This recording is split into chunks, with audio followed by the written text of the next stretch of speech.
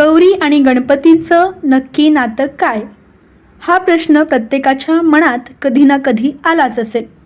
काही जण म्हणतात गौरी ही गणपतींची बहीण आहे, तर काही ठिकाणी तिला गणपतींची आई मानलं जातं. मग खरं काय आहे? गणपतींना गौरी नंदन म्हटलं जातं.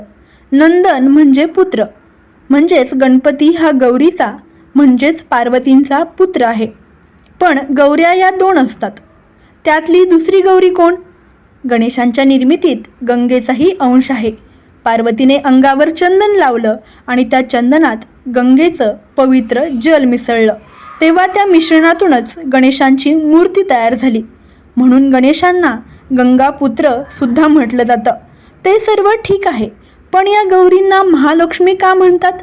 कारण लक्ष्मी म्हणजे फक्त धन नव्हे, समृद्धी, मंगलता आणि सौख्याची शक्ती आहे. गणेशांना जन्म देऊन गौरींनी सुख, ऐश्वर्य आणि निर्विघ्नता जगाला दिली. म्हणूनच लक्षात ठेवा, गौरी ही गणेशांची बहीण नाही, तर त्यांची माता आहे. आईची शक्ती, तिचा आशीर्वाद आणि तिचं प्रेम हेच खरं जीवनात सर्वात मोठं धन आहे. ते जपलं तर जीवन नेहमी समृद्ध आणि मंगलमय राहतं.